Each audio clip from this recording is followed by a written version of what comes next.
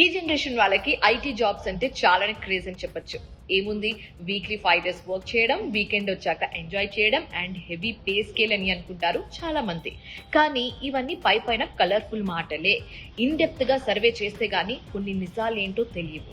So recently HCl health centre చేసిన సర్వేలో కొన్ని నిజాలు బయటపడ్డాయి. అవి ఏంటంటే, కాన్స్టెంట్ గా ఒకే చోట కూర్చొని పని చేయడం వల్ల ఐటీ ఎంప్లాయీస్ చాలా మంది BP, sugar, thyroid, neck pain, back pain, eyesight problems తో సఫర్ అవుతున్నట్లుగా, అండ్ మెన్ కంటే ఎక్కువ ఉమెనే ఈ ప్రాబ్లమ్స్ తో ఎక్కువగా సఫర్ అవుతున్నట్లుగా కూడా తెలిసిందే.